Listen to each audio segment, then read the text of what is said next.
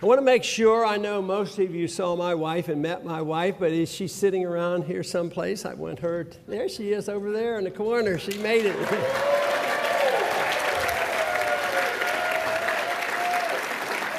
And of course, you met Rand last night, and our oldest son, Ronnie, is here with his wife, Peggy, and Ronnie is the chairman of the board for Campaign for Liberty. There he is.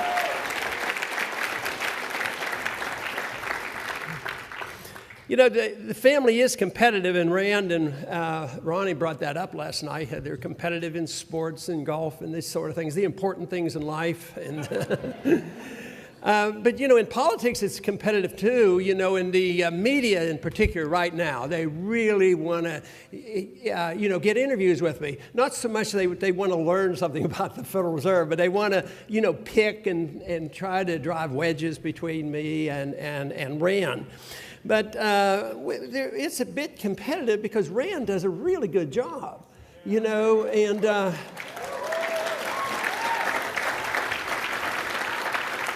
And people come up and ask me, why don't you do it as well as he does? He's so much better and this sort of thing. Well, I'll keep improving. But you know what? But when he went out and he did something that I think everybody knows about. I think it's called a filibuster. You remember that?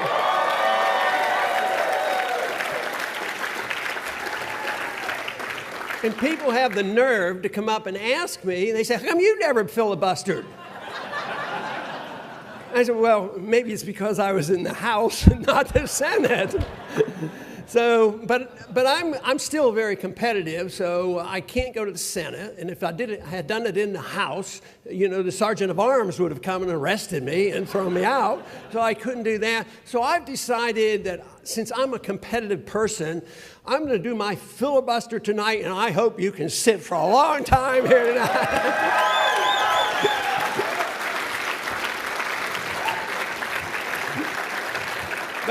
But don't worry, not 13 hours. If I see you sleeping or walking out, I'll get tired real fast.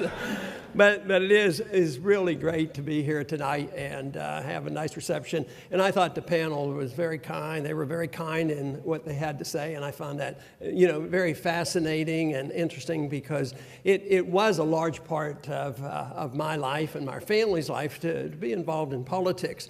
When I went into politics, and actually the first time I ran for office was in '74, won in '76, and then after a few years, I thought I didn't want to give up medicine, so I went back to medicine for 12 years, and that's when you know, I ran again in '96.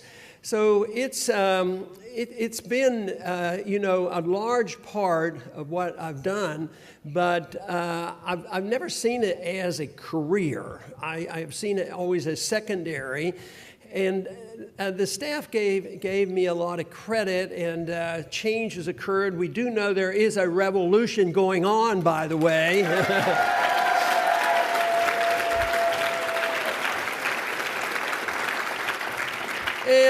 And I'm given some credit, but it really is much more deeply involved than just one individual. It's what's been going on for 30 years. It's started, I think, the modern day revolution and resurgence of liberty. It was with Leonard Read with the Free Foundation.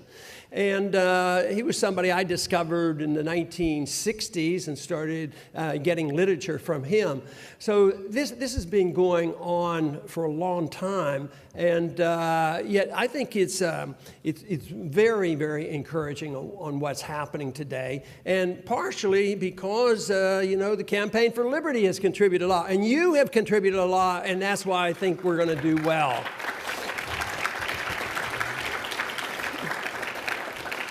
You know, the big argument on the Hill right now is anger at the Republicans that would even dare think about closing down the government.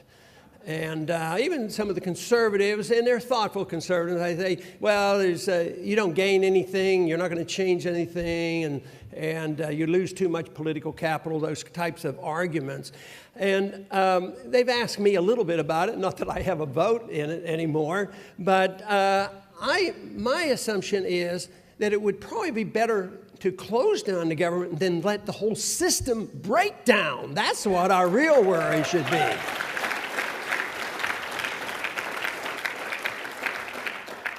I do get annoyed with the disingenuous programs of the Republicans still, because, you know, right now they're talking about standing firm and closing down the government because they want to stop Obamacare. Well, we should have never had it, and it should be abolished, and, you know, all those arguments.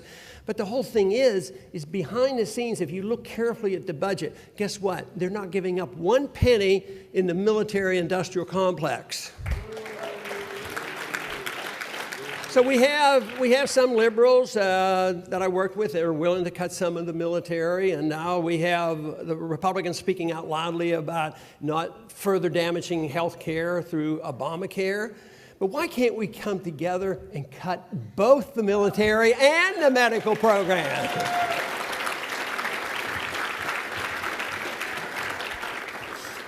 You know, our country, in the early settlements, made some decisions about in which direction we would go, and some of the decisions were made were very positive. In 1620, of course, when the Plymouth colony arrived in William Bradford, the governor, they left England, and they had 140 people on a ship. A couple died along the way, but when they landed in Massachusetts, within several months, half of them died. And things didn't get better, because one thing they did was they said, we have to do this together. We are a collective, and we have to take care of each other. So everybody works together and put all the food in this place, and we'll distribute it. And it was a managed economy, and things didn't get better. The first year was a disaster. The second year got worse. And the third year, guess what Bradford said? We're going to turn the land owned over to private ownerships, and you go and fend for yourself. And guess what? Prosperity occurred after that.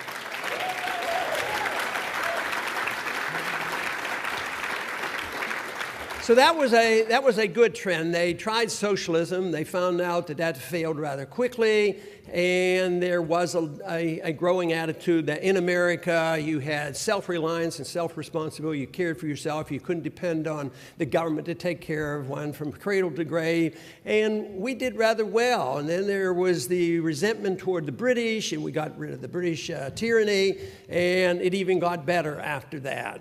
A Constitution was written, did a fairly good job, far from perfect, but at least there were many years where we did thrive. The infractions, though, occurred that were predicted by the anti-federalists, and I think the real problem started in 1913. It's been downhill ever since.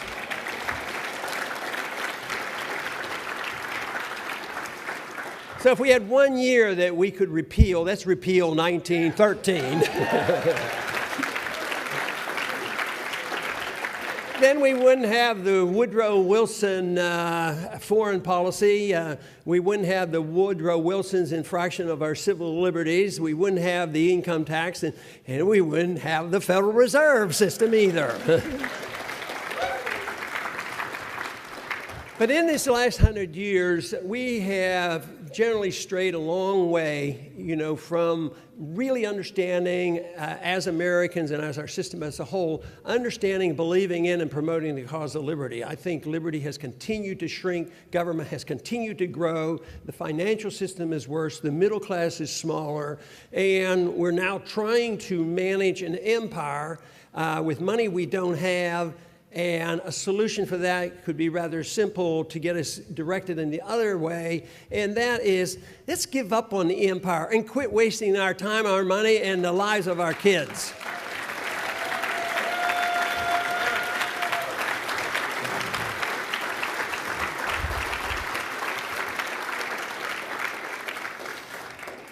Much was talked about earlier about what I was doing in Washington and how things changed. But in my own mind, first, I didn't expect to go to Washington. I just wanted to speak out, you know, as a way of verbalizing something that I didn't think was being heard. So I was surprised, you know, and I actually went to Washington. But I would only go on my terms, you know, that I would tell them that I was going to be very radical. I was going to take my oath of office seriously and actually vote that way.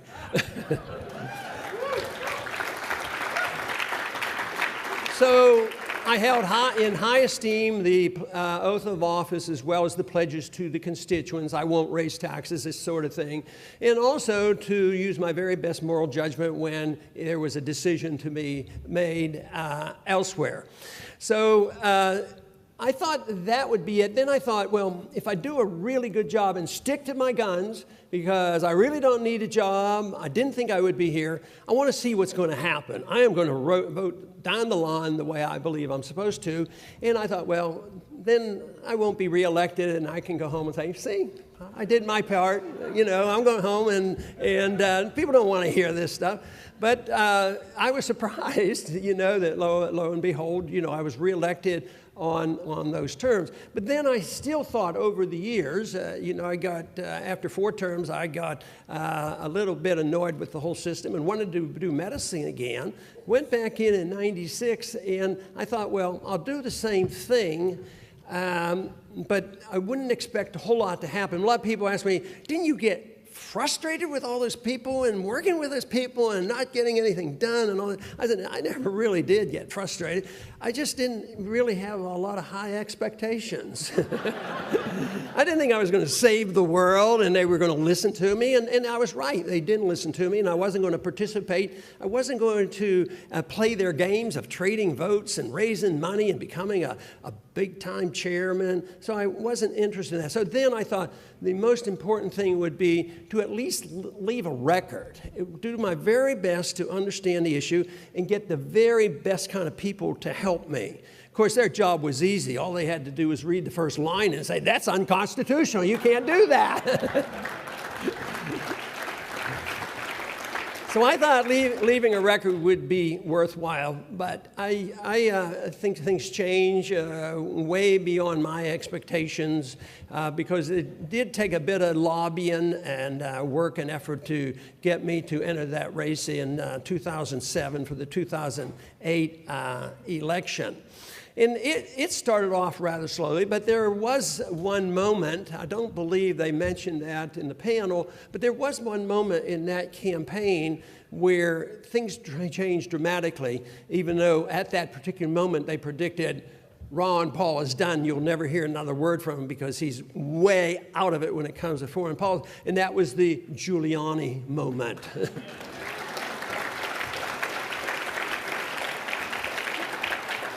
Instead, a lot of people used that as a moment where they started to pay attention and they shifted their views. And ironically, after a few years, they said that was the moment that Giuliani peaked out and never recovered his political career.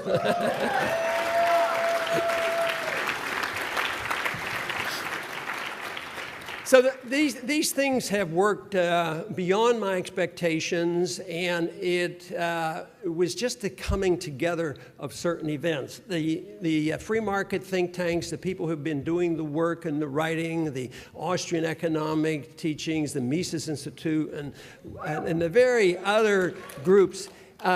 A lot of people out there did have their minds changed already, but we were able to galvanize and bring it about, and with excitement. I cannot tell you how surprised I was and how pleased I was when early on, it probably was in 07 or early 08, we had a debate in Detroit. We went over to the University of Michigan for a rally, and it was a big turnout. And they said, well, University of Michigan, you know, they're liberals. And so we went over, and it was noisy and exciting, and I was late because we were delayed in the debate, but they waited around, and they wanted to bring up the subject of the Federal Reserve. And I, of course, mentioned it, and to demonstrate what they thought about it, they started taking these Federal Reserve notes out and burning them. And I thought, well, the colleges were alive and well, and believe me, they have been alive and well since. There's been this great transition, and we had a youth movement, and it led to you know, the YAL organization and Jeff Frazee. And that's such an encouraging thing to me to see what Jeff has done with YAL and how many chapters he has around the campuses. So that should give us all hope that things will change, because you have to change the people's minds before you can change the people in Washington. And that is what's happening right now, and that's why we should be excited.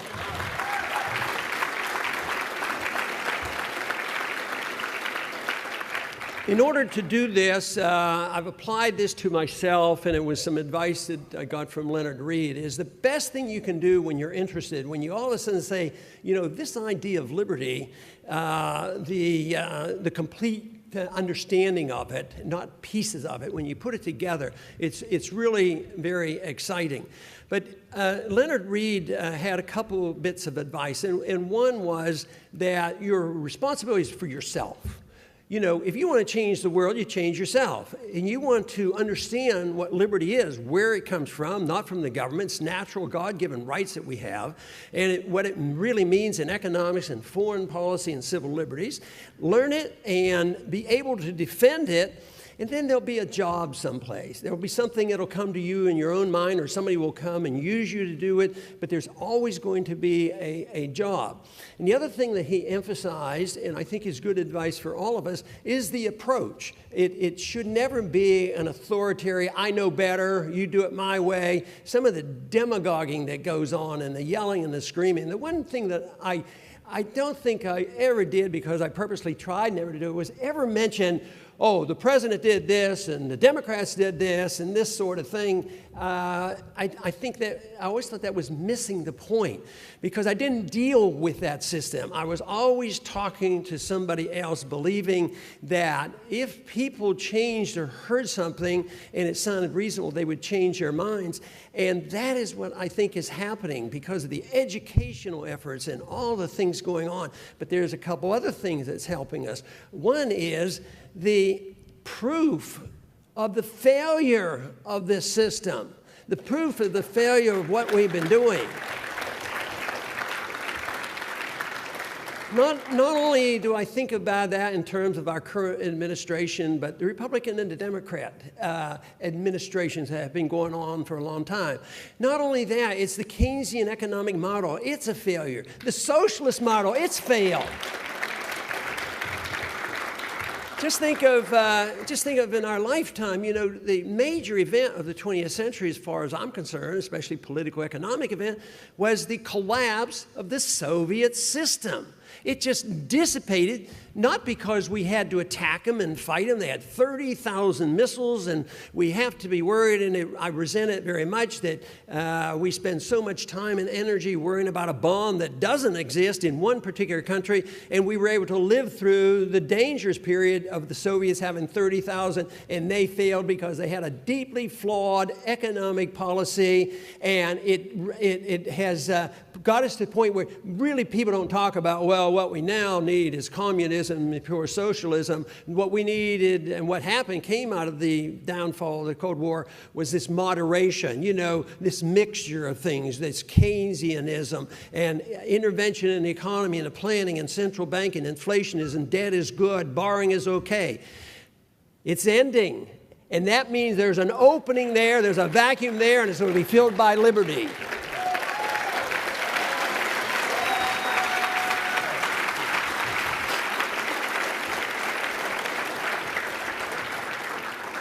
That is what happened in 08 and 09 when the crisis came. People started looking elsewhere, and the groundwork had been laid, and all of a sudden, and Norm had mentioned that I talked about the housing bubbles. Others did too. I wasn't the only one out there. Anybody who understood Austrian economics understood the NASDAQ bubble and the housing bubble. But then all of a sudden people started looking and paying attention and saying, you know, even though they never gave credibility in Washington and saying, oh, why don't we talk to the people who predicted this? No, they kept talking to the Keynesians, and the Keynesians said, yes, we're having trouble. They wouldn't admit it came from the government is too big, government spent too much, there was too much debt, they were borrowing too much and printing too much money. What did they do? They went back to even doing more. Interest rates were too low for too long, so they lowered them to negative. And they thought it was going to help. It's not helping, and people are desperately looking. I think this is why young people are so energized by this alternative, because they've just gone through college and they're spending all this money. They've been taught this silly economics in their college, and they can't get jobs, and they want some real answers. Well, tell you what, the freedom philosophy can give all of us real answers to the problems we face today.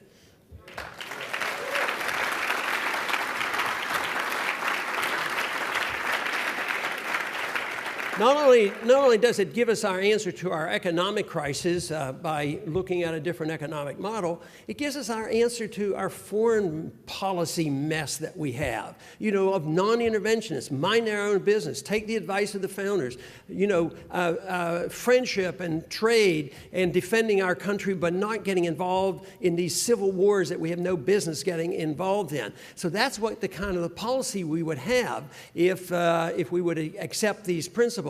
And also, the freedom philosophy gives you the answer to and bring people together, bring the left and the right together, the progressives and the libertarians and constitutional together, and to combat this insanity of allowing our government to know every single thing we do every minute of the day. That's evil.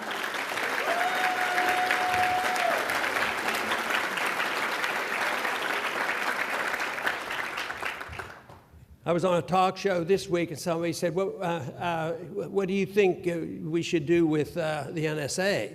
And he said, what would you do with it? I said, get rid of it.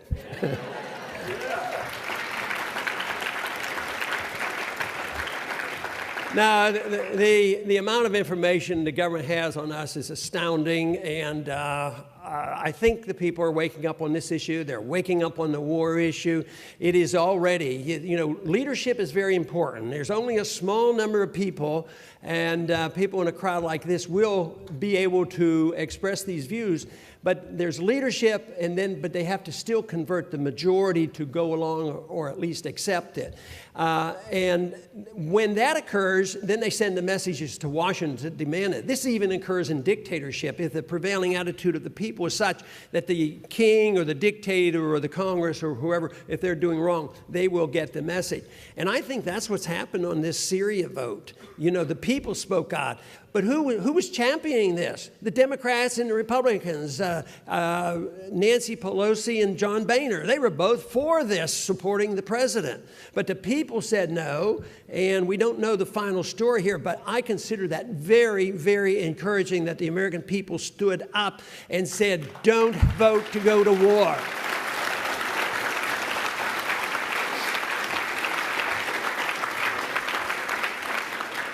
And I think it was the same type of coalition on the vote that Justin and Mosh brought up and almost won. It was the coalition, once again, of Republicans and Democrats who were not locked into the partisanship of defending their parties and defending the status quo. But both parties defend the same foreign policy. Management styles, a little bit different. They both defend the Fed, decide on how fast to print the money. Both defend deficits. Neither one comes out, or we wouldn't have deficits if we had Republicans in. They'd get rid of the deficit, wouldn't they? They never do. So they all believe really basically in the same principle. It's anti-liberty. But there's a fertile field out there. The transition is existing. We're in the midst of a revolutionary period. And I think it's more than just a blip. Not only just a blip in our own history, I think it can be a blip in history, all of history, because history is so young. When you think about it, the cosmos, the universe has been around for billions of years, but people recorded history that we're knowledgeable about, 5,000 or 6,000 years, and that's been it. And what has been the most important part of the 5,000 or 6,000 years as far as advancement goes, scientific advancement? Probably the last 150 years or 100 years. Just think about it. Just think of what's happened in the last 20 years with technology. The real tragedy has been that the more technology we have, the more the technology was used to enhance war and fighting and killing. And today we have an opportunity to take technology and use it and get around the government and get to the people and get the people to resist and object to what our governments have been doing. And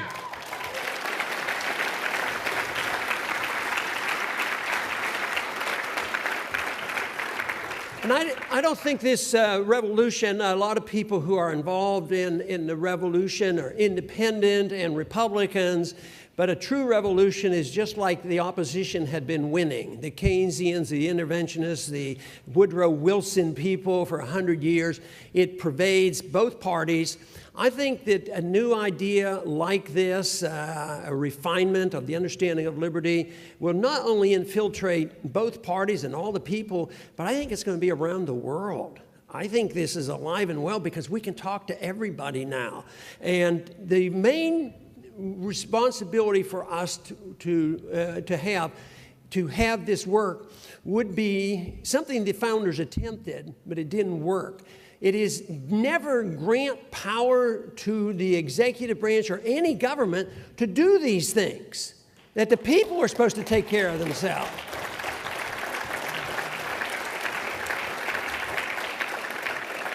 They tried to make it strictly limited, but immediately after the passage of the Constitution, especially after the Civil War, then all of a sudden the expansion of the executive branch occurred and the people reneged, and especially in the Congress, and gave up on their responsibilities.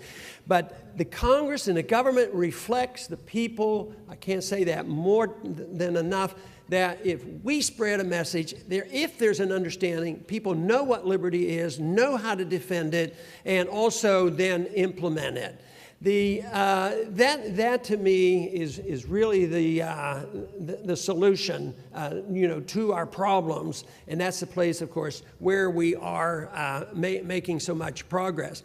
I think about 100 years ago, about that time, the Woodrow Wilson progressive period, freedom got chopped into pieces. There were some people who defended personal liberties better, another group defended economic liberty, and it was a mishmash on what foreign policy ought to be, but we drifted away from minding our own business and staying out of entanglements.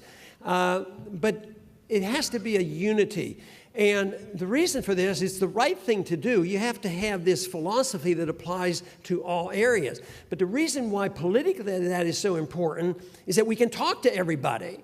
If people can see individual liberty and personal liberty, if you understand this, it's not intimidating. It shouldn't be threatening. It shouldn't be telling people how to run their lives and what their personal habits are. They have to live up with their responsibilities, though. That's important. But it doesn't tell people how to spend their money. It doesn't tell people what church they have to go to. So why shouldn't we have people, a diverse group of people coming together? And I think I see that more and more, that their true diversity will be served by the coming together in the defense and the use of liberty. The diversity that they talk about now is forced diversity, and it preordained by some type of social engineers and saying this is the way we are going to mandate diversity. No, diversity means that you come together for one purpose: protecting liberty so that we can recognize it's our life to make it worthwhile, or it's our life to mess it up, and we can't blame anybody else if we do.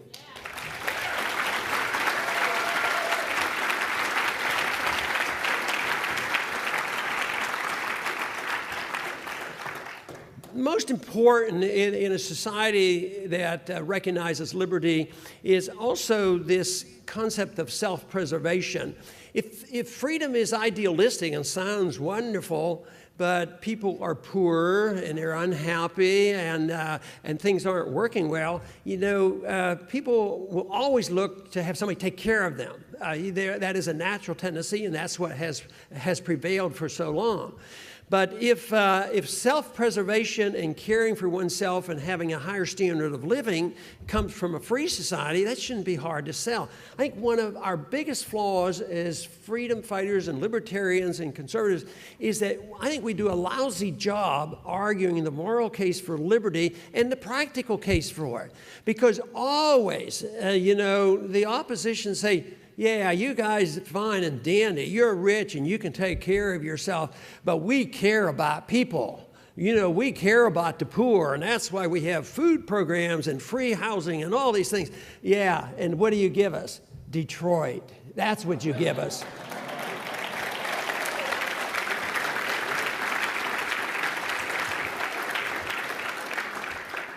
And that, again, is what's coming, and people are recognizing. I see no reason why we can't challenge all of history and the whole idea of human nature and the nature of government, because it's such a short history, it can change. The founders made an attempt and did do some wonders even back then. But there's no reason for us to say it's been that way for a long time. Governments will always be superior.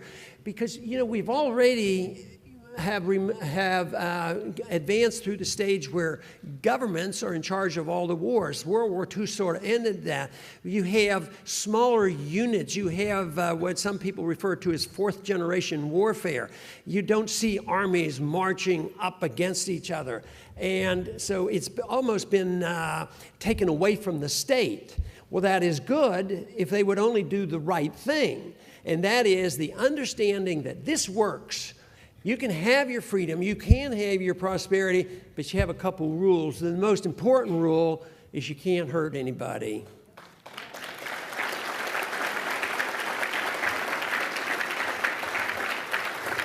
Which means you can't use force. You can't force your neighbor what to do, and you can't use the government to go and force your neighbor to do something that they don't want to do if they're not hurting anybody. So non-aggression, the non-violent principle. And, you know, the left has used this. You know, Martin Luther King used it in a positive way, you know, in saying, you know, that civil disobedience, peaceful disobedience is okay, and it rejects the use of force. And Gandhi was able to achieve a lot in that manner. So we have to understand the value of this and to emphasize this, but we have to get people to really believe in this. This doesn't mean everybody's going to believe in it, but if you have the leadership believing in it, who's going to influence the government and set a standard, and we reject the whole notion that we can police the world and have a welfare system that works forever and everybody's going to be prosperous. Well, it's not going to happen. So if people can get to the point where they believe they'll be better off, then I think they will. But not only will we be better off in a system like that, I think its human satisfaction would be amazing. I've always said, and I truly believe, that if I could live in a truly free society that I visualize, and I was poorer, and the whole country was poorer, I'd still want to live in that society. I don't want the government and everybody else telling me what to do.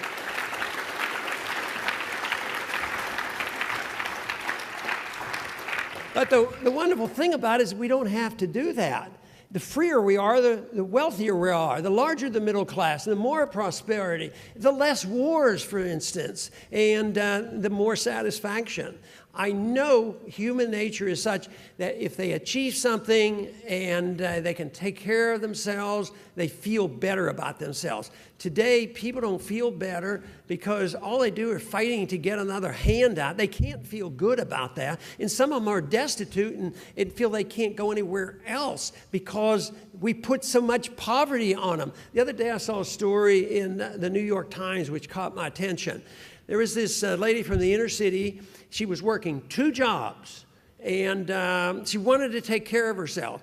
And she was not on welfare. And she was living in a tenement house. I mean, she had no home. She was homeless, but she was working 2 jobs. But here it is. You know, we create a system where the rich get richer, the poor get poorer, and the people who try to do it, the wages never keep up with the cost of living. And then what does our government do to them? They say, oh, there's no inflation. There's no inflation. And the elderly, well, we can't even earn interest on our savings, and our cost of living is on. Oh, no, you're just kidding yourself. You know, I was talking to one of the drivers when I was up in New York, and I said, you know, it used to be, I heard a story that just to drive one of those cabs cost $60,000 for a medallion. I don't know if we have anybody from New York here, and I might verify this story because I have trouble believing this. And the driver looked around and he says, they don't cost $60,000 anymore. He claimed they cost $700,000. A couple years ago, the explanation was they were like $300,000. But in the infinite wisdom of our caretakers in the world and in New York said, oh, we want to limit the number of medallions. So the medallion circulates in the marketplace, and because there's a limit, of course, guess what? The price goes up. So there's no inflation. Huh? If you're going to have to pay $700,000 just to be able to drive a cab, maybe in a free society, it wouldn't cost anything. Just go out and call yourself a cab. Start hauling people around.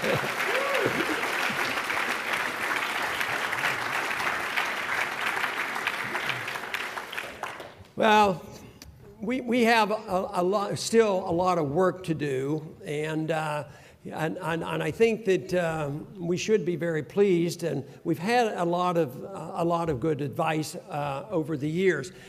Samuel Johnson gave us some good advice. He says don't worry about the majority. It doesn't take a majority, and I mentioned that it takes a minority, and he called it an irate, tireless minority, starting brush fires of freedoms in the minds of men.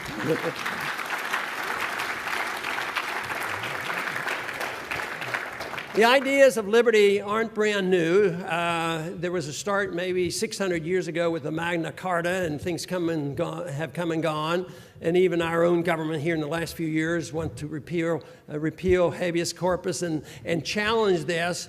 But there's been thoughts about freedom for a very long time.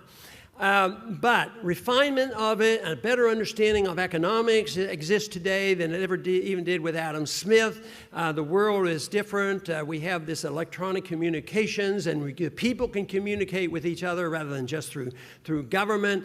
And like Victor Hugo said, an idea whose time has come cannot be stopped by armies.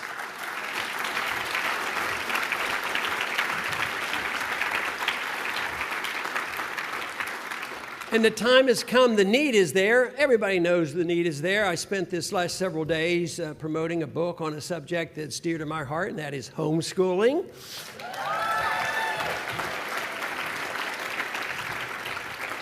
And everywhere I went, liberal or conservative, said the schools are really messed up and something has to be done about it. Unfortunately, the other side is just like in economics. All the things that they did to mess up the economy, they want to do more of. And there are some now. They say, well, it's messed up and, the kids aren't learning. So let's get better testing. Let's have more testing. Let's get the United Nations involved and have a core curriculum for everybody. And then there are others that would like to opt out of the system, and there's a fertile field out there for every one of us to participate one way or the other. Probably homeschooling isn't for everybody, but it is an option. Private schooling is an option. But the one thing is we need more competition in the government school system, and we probably should have a lot less control of the unions in that system as well.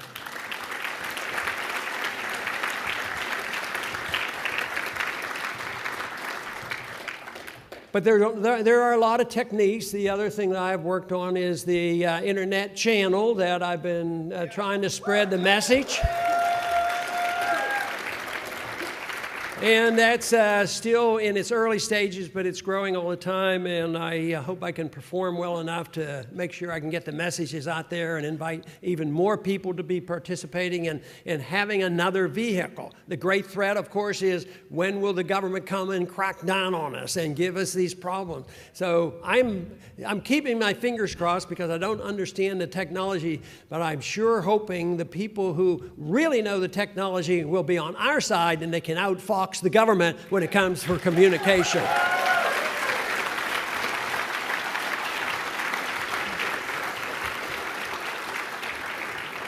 The real goal of a free society, I talked about a sense of satisfaction, but it also provides the opportunity to seek excellence and virtue. In our personal lives, at least for me personally, that should be the goal. And that should be where the satisfaction comes from. And I think others, the opposition, I don't think the left are bad people. I think they're misinformed, and sometimes when I have to rationalize a bit and not get angry at Bernanke and others, I think they just had bad economic teachers. That was their problem. But to get excellence and virtue is something where true satisfaction can come from. But if governments get involved in trying to teach us everything and take care of us, they can't do it without taking away our liberties. And that's where and they fail. At the same time, they destroy our sense of self-reliance and self-satisfaction, and it makes for a very unhappy world. And Norm, I think, mentioned something that I talk about a lot, and I think it's very important because we can talk about all the problems, and they're very, very serious, and the answers aren't real easy. And we may, as a matter of fact, my belief is the economy is going to get a lot worse before we win this fight. But the one thing is that we have to make this effort and do whatever we can, because that satisfaction will come when we achieve this. And this is where we are today. But I see nothing but good signs outside of Washington. I see a few good signs because we know, and you've met with a few good members of the Congress, the House, and the Senate, and that is a big help and encouragement to us. But ultimately, the people have to know, and they have to know what's happening. And the responsibility is on everybody, but the responsibility is more on individuals like yourself, because you've arrived at a function like this, and you've been involved maybe a year, 2, 5, or 10 years in this movement. And I am convinced that personally, my opinion is that you have a greater moral responsibility, because most people live in a daze. You know, the majority of people, you know, football is the only thing, you know. That's all right. I'm not against playing football. But no, they live in a daze in a sense that they're not too concerned about it. But the individuals who do lead make a big difference. And that is what we have to be encouraged by. And that is where we're making the progress. So I come down on the side of being optimistic, looking at a crisis. But why not say there's a crisis because there's a vacuum and we have an answer, and this is the answer, and it's a nonviolent answer, and it's one that incorporates everybody into it, and nobody has to feel that they're being excluded. And it means equal justice before the law instead of saying equal opportunity by redistributing the wealth and destroying productivity. That's what we have to reject.